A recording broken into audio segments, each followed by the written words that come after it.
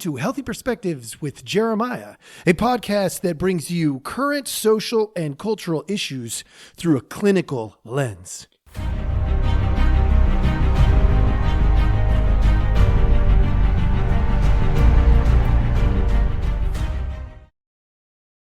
Hello. Welcome back. Thank you so much for joining us. As always, we appreciate your time.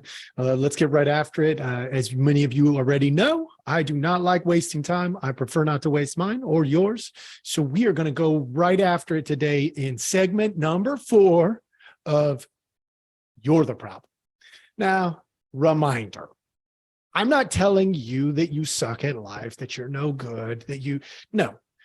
I am doing empathy training under the label You're the Problem, because true empathy training begins the moment we say, could I be part of the problem? Is that part of what needs to be looked at here? Is it me? Should I take a look at me and figure out what's going on with me? And if you're not doing that regularly, then let's be real. You are the problem, or at least part of the problem. In our world that is filled, absolutely filled with sympathy and not filled with empathy, we have narcissism, we have all kinds of issues that result from us taking on other people's issues as if they're our own. And that is unhealthy. Empathy stops at this spot. It says, I'm going to attempt to understand what you're experiencing as if I understood your past, present, and future, but without taking it on. And the current version of sympathy, now historically, sympathy had a different definition, but the current definition of sympathy is your feelings are my feelings. And that has resulted in massive levels of unhealthy thought and experience and projection and problems. And we have to culturally make an adjustment, or we're going to continue to cause these unhealthy behavioral situations, often of violence, right? I'm reminded of what's going on with Riley Gaines and the unnecessary violence that's coming from sympathy, not toward her, but toward a trans man that is a woman competing in women's sports. Can we empathize with them? Sure. Please empathize with them on both sides, but not sympathize, right? When we take on their emotion as our own, then we go and we have a situation where Riley Gaines gets punched, not by the male that is trans female, but by somebody else who's taking on the issue as if it is their own issue. No, it's not your issue.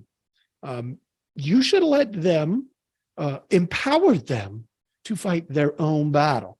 Because the more you don't, the more you sympathize, the weaker you make the trans movement.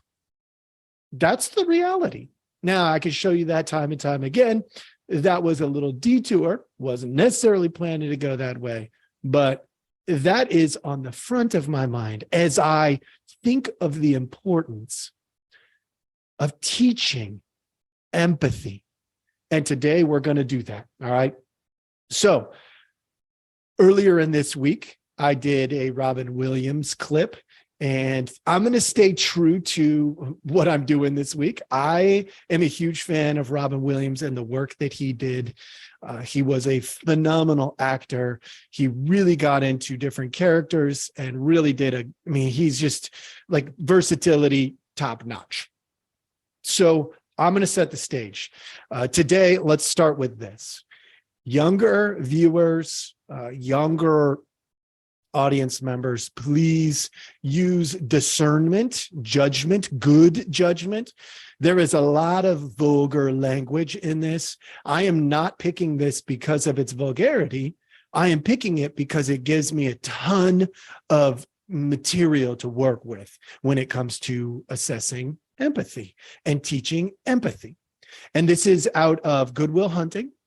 Goodwill Hunting, for those of you who have not seen it, it is a phenomenal work. Absolutely brilliantly done. Character development is solid. The real life lights, issues that are at hand are present.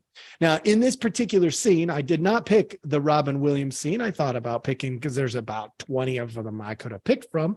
But in this particular scene, we have a TA, the professor's assistant. His name is Tom. He really understands his position. He wants to be the most brilliant guy in the room, but he has been humbled by a gentleman named Will. Will is this boy genius. He didn't ask for this gift. He was just given a gift. We all have gifts. His happens to be mathematics. He can solve mathematical problems like nobody's business. And it's very simple for him. Like, it's very, very easy. And so he solves this really complex mathematical problem for Professor Lambeau. Professor Lambeau is he's an award-winning mathematician. The people in the profession think he's a genius. For all intents and purposes, he is. He's incredibly intelligent, knowledgeable, but he doesn't have the gift that Will has, and he knows it. And that's a humbling experience for an award-winning mathematician to go, wow, I worked my tail off to get this far, to understand this much. But for this kid, it's just easy. It's like watching one of those really great athletes that's just built different. It just comes naturally, and they're willing to work at it. Right? They look different on the court, on the field, on the playground. It's different. And Will is that kid. Will, on the other hand, doesn't understand the complexity of it, because to him, it's so simple. And then in the background, you hear about it, but there's a guy named Sean. That's Robin Williams. He is an incredibly talented individual as well. He went to school with Professor Lambeau, and he is serving as the psychiatrist, psychologist, counselor, you fill in the blank. That's his role in this particular movie. And so that's happening in the background. Now, Will is getting close to Sean, as should happen in a therapeutic relationship that is built on trust and quality relationship. And that's where this scene ensues. Now, I'm going to let this scene play out beginning to end. I've got about 2.5 minutes. I don't normally do that. I normally cut in. But today, I am not going to cut in. I'll try not to cut in as much. But what I want you to do is just really pay attention to the different aspects and reactions, right? They do a really good job of reacting appropriately. And meaning their mannerisms, their body language, their tone, volume, cadence, those communication pieces are really critical. So pay attention to those in this particular clip, and we will dissect it again at the end. So that's the stage. That's where we're going. I am going to put this up on the screen for those of you watching on YouTube and Rumble. Those of you who aren't, you should be able to hear it. It's going to be a little bit on the complex side, because you're only going to be able to hear the tone, volume, and cadence, but you're not going to be able to see the nonverbals. And the nonverbals in this next 2.5 minutes are pretty critical. All right. Again, I will try not to stop. But those of you who know me, you know, there might be a moment or two where I jump in there. I'll try to keep it brief. Here we go. Most people never get to see how brilliant they can be. They don't find teachers who believe in them. They get convinced they're stupid. I hope you appreciate what he's doing, because I've seen how much he enjoys working with you, not against you.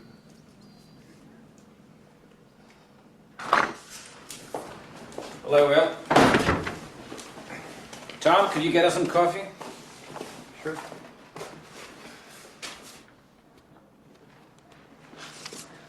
See. Good.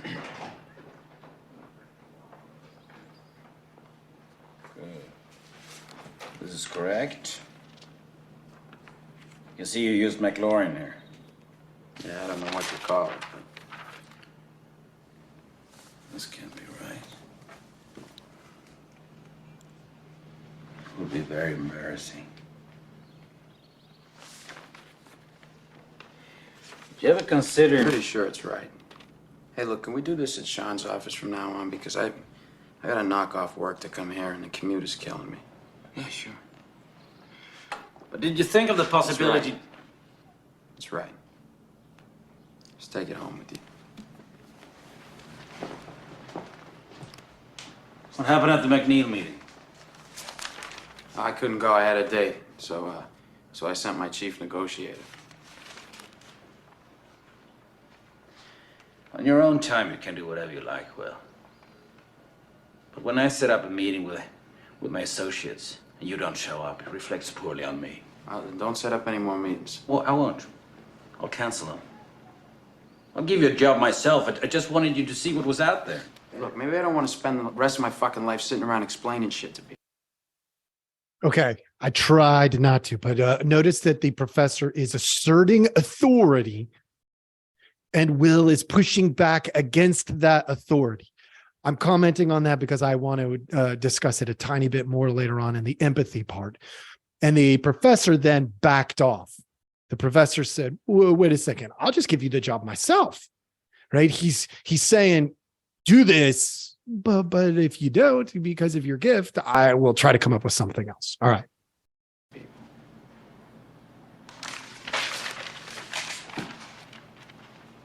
Demeanor shifts. I think you could show me some appreciation. A little appreciation? Do you know how easy this is for me? Do you have any fucking idea how easy this is? This is a fucking joke. And I'm sorry you can't do this. I really am, because I wouldn't have to fucking sit here and watch you fumble around and fuck it up.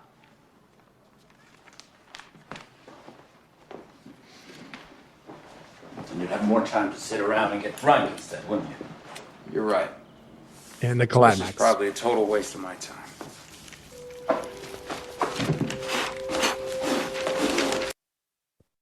Okay. For today's purposes, that is all that I need to show. Because if you saw the professor, those of you watching on Rumble and YouTube, if you're not, please go watch that 2 minute, 38 seconds is totally worth your time. But if you saw the professor's look at the end as he runs over to the paper that Will lit on fire. Why does Will light it on fire? He lights it on fire simply because he can. Because he understands he could recreate that. He doesn't need that. He understands he has the gift. That is why he lights it on fire. He simply knows it's not that big of a deal to him, but to the professor, it's like stabbing him in the relational good. Ouch. The pain is real for that professor. So let's start with Professor Lambeau. Professor Lambeau, he starts off in this scene in a position of authority. I know I went into that when I interrupted, and I got to hit that. He starts off in a position of authority, and at the end, he literally drops to his knees in humility.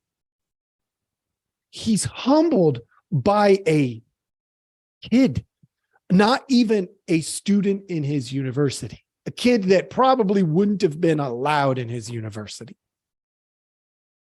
And he drops to his knees to save a document that this kid could recreate. The professor needs him. He doesn't actually need the professor. Now, empathy. You ever been in a position where you were the one who was needed and you lorded it over somebody? That's kind of messed up. That is kind of messed up. Let's be real. If you can't see that, you're part of the problem. You need to insert empathy there. All right. I know I'm coming at you hard, but here we go. Professor Lambeau goes into that humble state, even though he's in a position of authority. What does this say about positions of authority? Positions of authority based on past performance,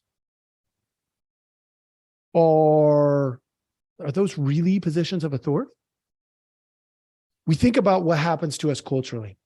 What have you done for me lately? See, once we arrive, the professor arrives, got all the awards, the accolades. He's in the in crowd with the other mathematicians. He has arrived. But he now fights to sustain it. Think about that. That's a tough position. For those of you who think that somebody else, because they arrived, they got it easy, if you can't see the challenge of sustaining wealth, knowledge, the in crowd, you might be part of the problem. I love it. I've worked with the very, very wealthy, the very, very poor, and everything in between. And that is not a joke. That is a literal. As a therapist, I've worked. Y'all got problems. I don't care if you're rich, you got problems. You're poor, you got problems.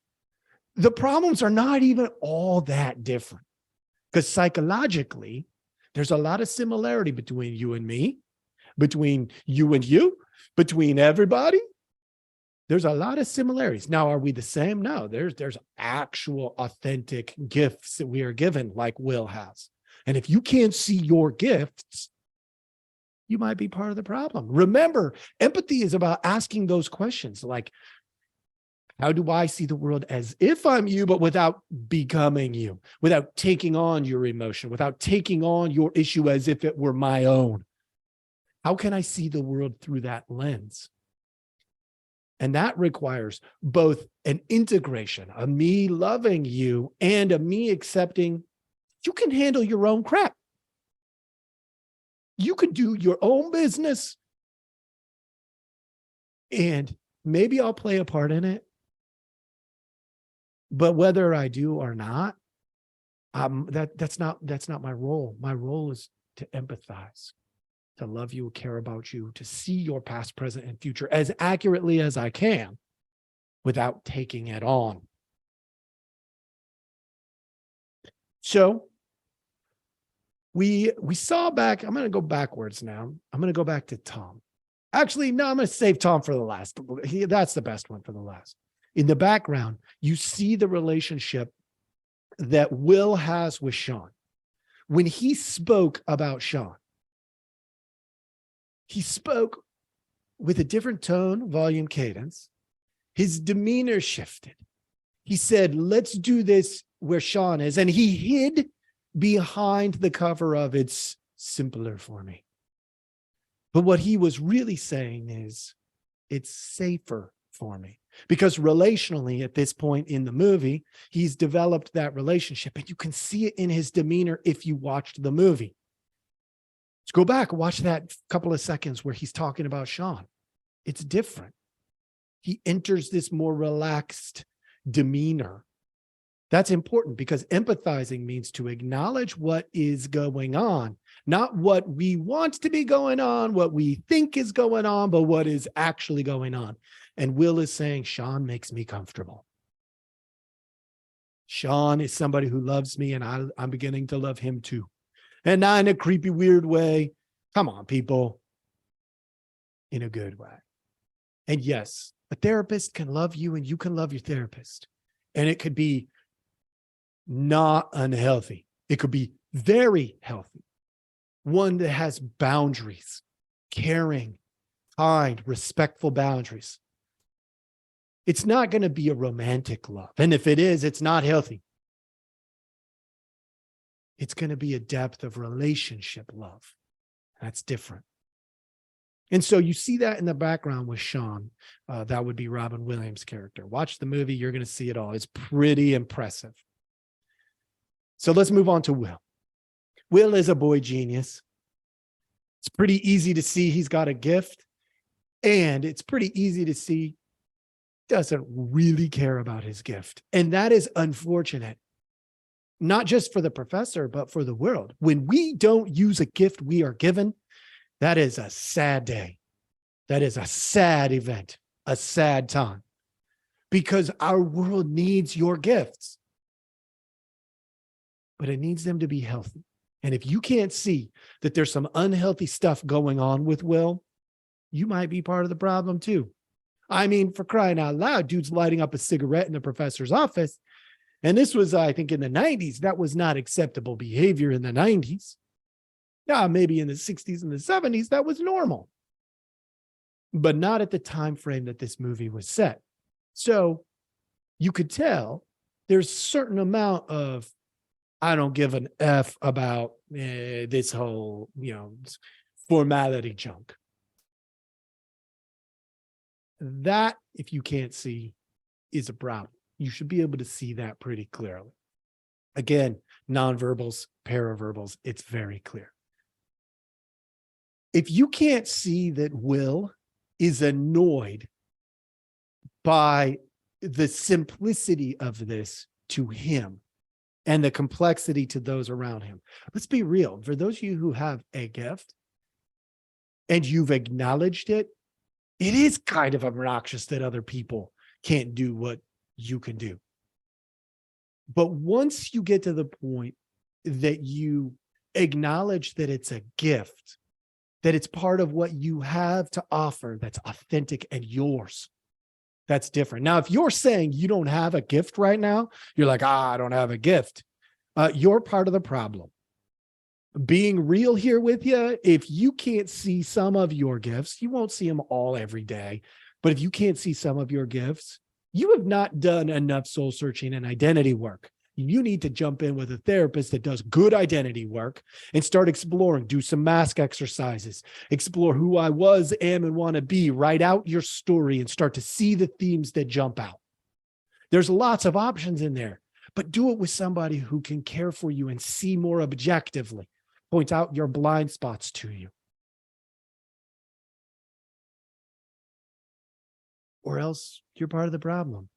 If you're unwilling to do that work, you're part of the problem. And if you don't go back and redo that work periodically, the transformation will be imperfect. And not that it's ever going to be perfect, but you got to keep the process going. And periodically, who I was, who I am, who I want to be. At different stages of life, that shifts. And if you don't acknowledge how your gifts play out in these different stages, you're part of the problem. All right, now I want to hit the last one, the TA, that teacher's assistant or professor's assistant, Tom. At the very, very beginning, you hear him talking directly to Will. And when he's talking to Will, he's coming from a place of hurt. You can hear that in his tone, volume, and cadence, in his demeanor. He wants badly to be the gift that Will is to Professor Lambeau. And he knows that he's not. He understands his place, which the professor aptly highlights. Hey, Tom, can you go get us some coffee or go get me some coffee? He wants to be the hero of the story, but it turns out he is not the, whoa, sorry about that, folks. Having a little issue with my mic. I'm going to take care of it. Here we go. All right. So he wants to be the hero of the story, but he realizes that he's not. And so what does he do? He accepts his position. He accepts that he can't be the hero of the story, that he must be the assistant. If he wants to be in the presence of greatness, which he does, he has a role to play and he accepts his role. But if you can't see how much that hurts him, you might be part of the problem. All right. So for those of you who are watching, you probably see my hand in there. My mic fell off. It's kind of an interesting dilemma. I didn't expect this. This is new. For those of you listening, I hope the sound is still coming through quality, and we're just going to keep plugging away. I'm going to get through the end of this here in the next couple of minutes anyway, and then we will, I'll get it fixed for next time. All right. So with Tom, my highlight for you is know your place. If you have the gift of being a good servant, be a good servant. If you have the gift of being a leader, be a good leader. And if you can't see either one of those things, you're not paying attention and you're part of the problem. And Tom points that out to us. Tom makes that clear because he accepts his gift. And his gift in this relationship is not to be the genius boy, not to be the professor, but at least temporarily be in the background. That's his gift. Serve from behind the scenes. That's what he does. And if you can't see that, you're a part of the problem. Empathy, empathy, empathy, folks. Look, I know that I've been doing this segment for a few weeks now. I hope this stuff is starting to help. I hope you are benefiting personally from it. And I hope there's some entertainment value. Look, I showed different kinds of videos. We'll keep doing this. I'm getting pretty good feedback for it. If you have questions, concerns, if you empathize in a different way, if you see something I don't see, and there are things here that I have not pointed out, do me a favor. Leave comments. Leave comments on YouTube, on Rumble, on Podbean, on Apple. Like, leave comments. And if and when I see them, because I do try to check periodically with some amount of frequency, my goodness, I will engage as best I can. Because my goal is growth, not perfection, not mine, not yours, growth. And empathy helps us get there. And it helps us get there together. Thank you so much for joining me. Have a great day. We'll see you next time.